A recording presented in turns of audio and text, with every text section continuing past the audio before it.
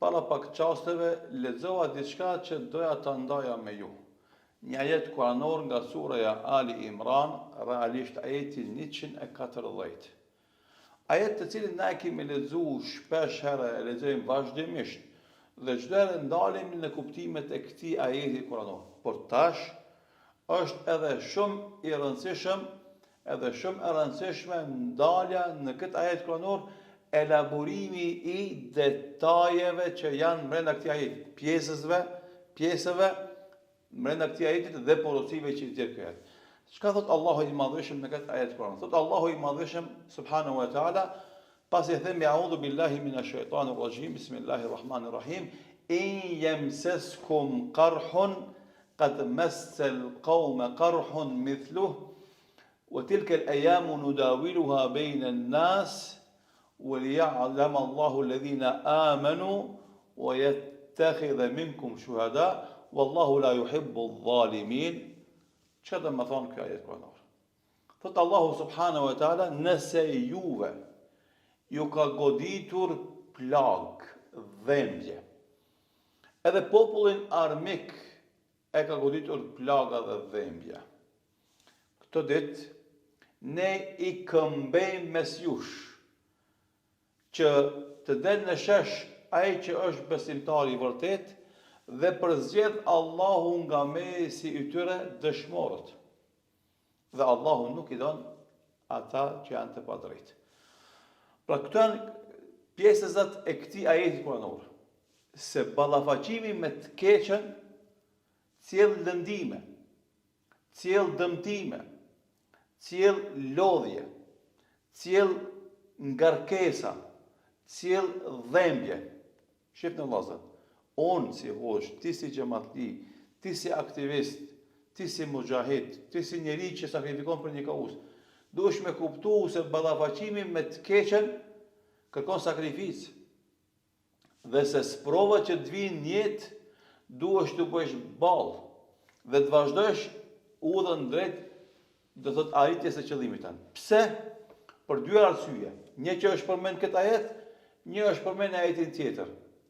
E para është sepse edhe ata lodhen, edhe ata mërziten, edhe ata kanë plagë, edhe ata kanë dhimbje, edhe ata kanë humbje.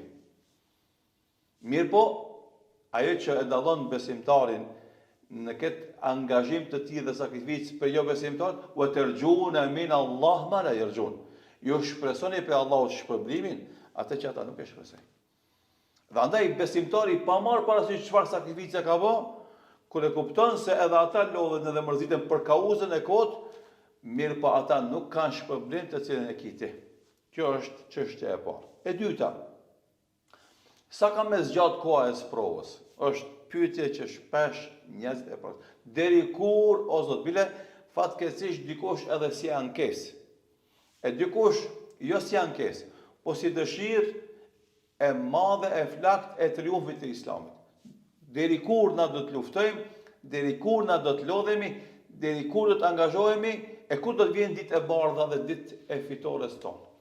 Thot Allahu Xhelal në pjesën e dytë, "Wa tilka al-ayyamu nudawiluha bayna an-nas." Janë ditët që ne i këmbejmë mes njerëzve. Do thot, ky ajet sipas tefsirit që ulemat e kanë dhënë, Allahu i Madhëshëm, shembull Abdulrahman es-Saadi rahimahullah, thot Allahu i Madhëshëm të mirat u jep gjithë njerëzve, besimtar dhe jo besimtar. Donjëherë ja merr besimtarit të mira e sprovon për ta testuar sa ka qenë falendërues edhe sa është në mundurimtar. Po ja merr edhe jo besimtarit për ta testuar në këtë rast si ndëshkim, jo si sprovim për nxjerrë shesh vlerat pozitive. Pushtetin jep edhe besimtarit, jep edhe jo besimtarit. Ama jo besimtari e keq përdor edhe përdor tirani, padrejtësi, bot despot, edhe besimtarit jep që ai qeveris me drejtësi. Andaj janë ditët që këmbehen mes njerëzve. Një ditë besimtarët sundojnë e pastaj humbin sundimin kur e humbin besimin, kur e humbin mbështetjen në Allah, kur e humbin qëllimin. E marrin jo besimtarët.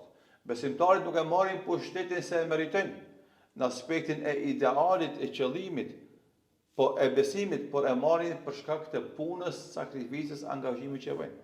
Janë ditë që këmbehen muslimanët kur kanë besim, kur kanë angazhim, kur kanë drejtësi, kur kanë sinqeritet, kur kanë sakrificë, u jep Allahu pushtetin. Nëse i humbi këto komponente, va merr. Kujt jep atij që punon, do thot jep angazhimin maksimal për këtë pushtet, si janë jo besimtarët. Andaj këtë e shohim në realisht. Sot nëse ka dikund, si rasti Palestinës, rasti Siris, e vende tjera ku u bëhet padrejtësi muslimanëve, vuajnë. I themi na, tilke ejamu nudawiluha bainana, sot Allahu janë ditë që i kanë bëjmë mes njerëzve. Sot ju jeni keq, po nesër keni me qenë mirë. Sot dikush ju i bën keq, po ata nesër kanë me pas edhe më keq, si ndëshkim për Allahu të xhelal. Porosia e tretë, thot waliya alam Allahu alladhina amanu. Kjo është urtësia e sprovave. Që del në shesh, të bëhet e qartë kush është besimtari i vërtet. Thot Imam Abdurrahman Saadi rahimahullahu taala, një porosi të jashtëzakonshme. Thot sikurse të kishte triumfu vazhdimisht Islami, këtë njerëzit të bëheshin musliman jo nga bindja, por nga friga e pushtetit, edhe nga lakmia për përfitimin. E Islami në gjirën e vetë nuk don laramona, nuk don munafika, don vetëm besimtarë të sinqert. Allahu Akbar. E dini sa i ngroft me ardh ky ajet dhe ky sharim tash në shpirtin tem, se e kuptova pse në këtë ringjallje të Islamit tek populli jon shqiptar dalin tani këta islamofobë dhe anti-islamistat ta sulmojnë Islamin. Realisht Allahu don nëpërmes kësaj ringjallje të Islamit tek populli shqiptar dalin shesh ata munafika, ata pa fe, ata ateista, ata agnostik, ata islamofoba, që Islami tjetë i pasur vetëm për besimtarët e vërtet, që e besojnë pa diskutim, e besojnë në mënyrë pa luhatshme Islamin dhe mundohen të jetojnë me të. Andaj dalin shesh, sprovat i nxjerrin shesh burrat e vërtet, sprovat i nxjerrin shesh besimtarët e vërtet, sprovat i nxjerrin shesh shokët e vërtet. Edhe andaj Allahu i sprovon besimtarët që të pastrohen radh prej të ardhacakëve që s'janë nga i njëjti lloj, s'kan të njëjtën bindje, s'kan të njëjtën qëllim, ama nëse Islami fiton, ata futen në ambrellën e Islamit që të përfitojnë për të mirave që i kanë muslimanët. Thot Allahu waliya'lam Allahu alladhina amanu, që të dalin shesh besimtarët e vërtet.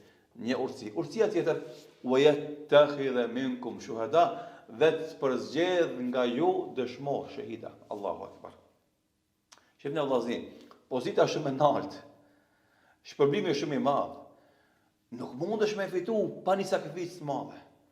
Këtë historia e njerëzimit, edhe në aspektin fetar, edhe në aspektin material. Kush don me arrit grada të larta në këtë botë, duhet me sakrifiku shumë. Sa e sa perandor, janë bo perandor mas shumë betejave, sakrificave, ditëve dhe netëve të mundimshme, pa gjumsh, pa ushqim, me plag, me luftë vazhdueshme, dhe e të bo perandor. Në dynjë, e në ahiret me fitu gradën e shahidit, për cilën gradë pejgamberi sallallahu alaihi wasallam thot që Allahu xhelal në xhenet i ka 100 grada. Këtë e ka bo gati dëshmorit që vritet në rrugë të Zotit. Grada shumë të mëdha.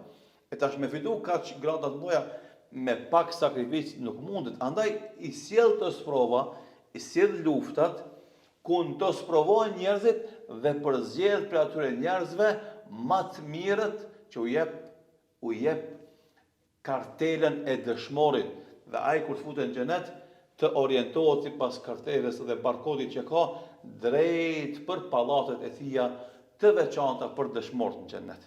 Shifne, sa për sqarim. Gaza ka 2.200.000 banor. Një vjet plot luftë, 370 kusur ditë. 42.000, me gjithë 10.000 çdukut, 52.000 janë vranë, janë dëshmorë. Do thot për 2.200.000-ve, faktisht 50.000, 60.000 i ka përzgjedh Allahu deri tash të jenë dëshmorë. Nuk mundet secili me shku te Zoti. Garantat bin për gjithë ata agresorët, gjakpirësit, kasapët, ata kanë dëshirë të shfarosin gjithë, po s'mujnë. Ashtu sikur se Hitleri s'ka mujt me shfaros këtë jehudit. As këta jehudi s'mujnë me shfaros këtë musliman. Jo se muslimanët janë shumë 2 miliard, po as këtë palestinest. Jo se dhe ata janë shumë 10 miliona, po as këtë banorët e Gazës. Nuk mundet, është gjë e pamundshme. Nuk mundet me ndodhë. Na jemi sot, flasim, ku t'i jep Allahu i mërë, ka me ndëgju këtë fjalë dhe ka me kuptu se kjo është e vërtet. Andaj, dëshmori është i përzgjedhur i Zotit. Dhe kjo është urtësia tjetër pse Allahu i çon luftat në vende, i lejon me ndodh dhe vijnë këto sprova. Dhe në fund përfundon ajeti kuranor ku thotë Allah, wallahu la yuhibbu adh-dhalimin, Allahu nuk i do zullumçart. Zullumçart janë dy lloje. Ai që bën zullum vetvetes duke mos ju nështru urnave të Zotit, edhe për xhihad, edhe për luftë, edhe për sakrificë, por edhe për adhurime të tjera. Bile disa ajete të tjera kuranore tregojnë se kur Allahu nuk e shef se një rob nuk është i nënshtruar të rësisht ndaj tij, Allahu nuk i jep mundësinë atij me qenë pjesë e këtij mejdani të jashtëzakonshëm që mundet me fitu dëshminë e besimtarit të vërtet apo dëshminë e shahidit. Keri Allahu i mbiathehum. E din Allahu që kanë zemra dhe urren që ata të çohen për të marrë pjesë në luftë. Kjo është lloji i parë i zullumçarëve dhe lloji i dytë është ai që i bën zullum tjerëve. Agresorët, uzurpatorët, okupatorët, kolonialistët, hegemonistët, ata që mundohen të vjedhin tokat e huaja, të drejtat e huaja, pasuritë e huaja, tokat e huaja, vendet e huaja, sikur është rasti i sionizmit me popullin palestinez. Allahu nuk i don zullumçarët. Në momentin që Allahu nuk i don zullumçarët, do thotë ata nuk i ndihmon, nuk i përkrah, nuk i jep lehtësime, dhe normalisht gjithsesi shkatërimi ka qenë fundi i tyre.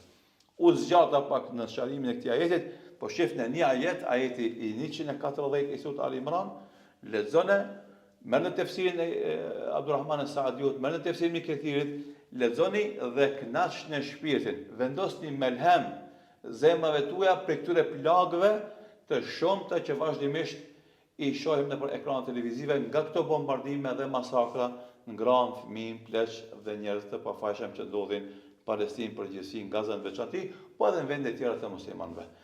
Allahu i madhëshëm, çka thot? In yamsaskum karhun faqad masal qawmu karhun mithlu.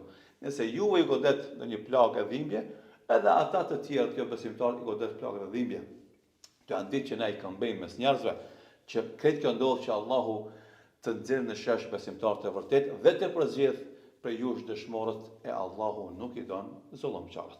Allah i madhëshëm e boft Kur'anin shërim për zemrat tona, udhëzim për shpirtin ton, udhërëfim në jetën ton, shoqërues të vazhdueshëm në jetën ton dhe inshallah me Kur'an do vazhdojmë udhëtimin ton këtë botë, do i kalojmë peripecitë dhe vështirësinë këtë botë dhe do ngritemi në gradat e larta si shpërblim për Allahu në xhennet inshallah.